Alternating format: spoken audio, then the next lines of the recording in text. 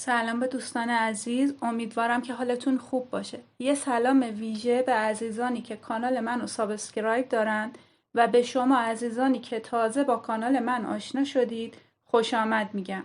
در این ویدیو آموزش این ابرو رو به طور کامل توضیح دادم. اول از هر چیز بریم ببینیم چه وسایلی مورد نیازه. مداد B6، فابر-کاستل و قلممو سایز 12 پارس آرت سری 1111، پاکن شارژی و پاکن فرچه دار. پس از اینکه طرح رو انتقال دادید شروع می‌کنیم به کشیدن خطوط ابرو. خطوط رو به روش پرتابی بکشید که سر خطوط تیز باشن. در ابتدا کلیات رو می‌کشیم و بعد از اون جزئیات رو به طور دقیق وارد می‌کنیم.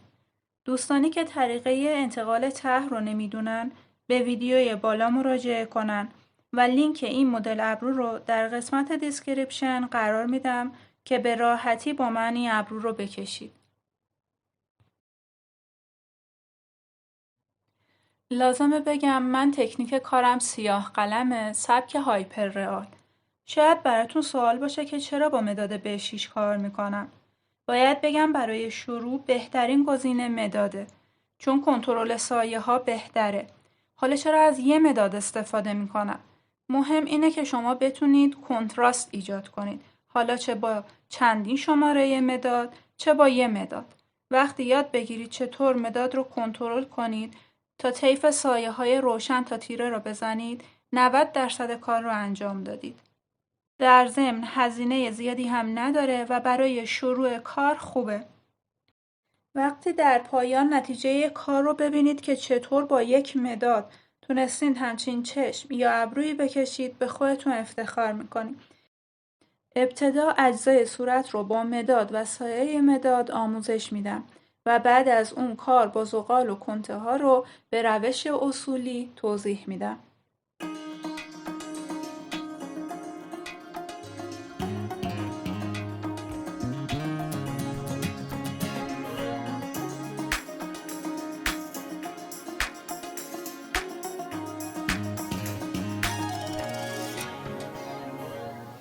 اگر عضو کانال من نیستید حتما سابسکرایب کنید و زنگوله کنارش رو هم فعال کنید. اینطوری به محض اینکه ویدیویی در کانال بذارم شما متوجه خواهید شد و مطالب مهم و رایگان رو از دست نمیدید.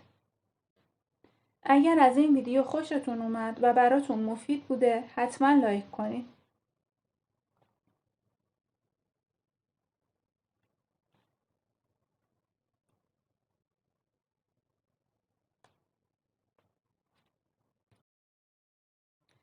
الان وقت اون رسیده که قلممو سایز 12 رو بردارید، عمود بر صفحه و به حالت چرخشی خطوط رو محو کنید.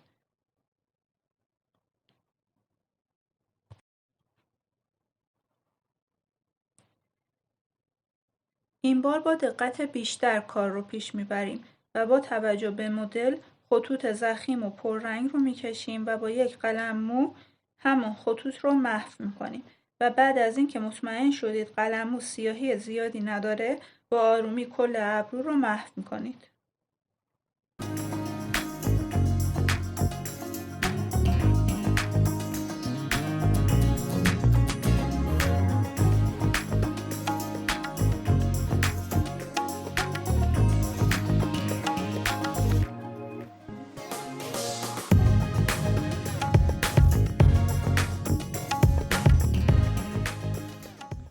با استفاده از پاکن شارژی خطوط روشن رو میزنم و قسمت هایی که خیلی روشن نیستن رو از پاکن فرچه‌ای استفاده میکنم.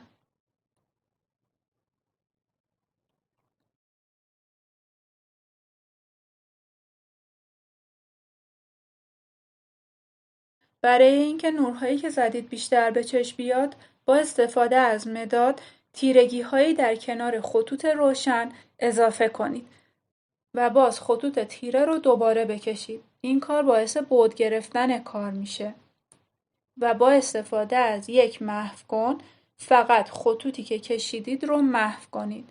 فقط حواستون باشه این تیرگی رو زیاد پخش نکنید.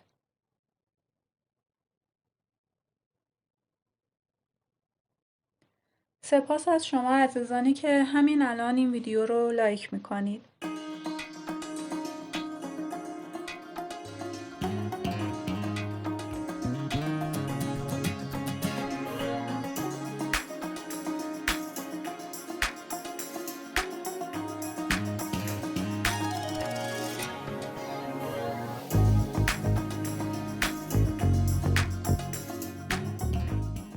با یک قلم مو این سایه ها رو اضافه می کنم. این ویدیو مخصوص ابرو بود. ولی خالی از لطف نیست که سایه زدن بک‌گراند رو هم ببینید.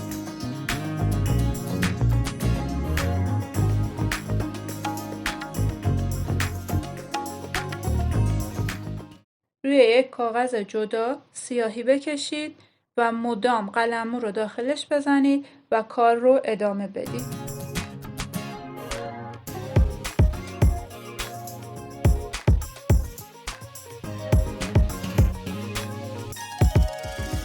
و در آخر کنترل نهایی با توجه به مدل اگر تیرگی جا مونده اون تیرگی ها رو اضافه کنید و دوباره نورها رو تمدید کنید. امیدوارم که از تماشای این ویدیو لذت برده باشید. تا ویدیوی بعدی خدا نگهدار.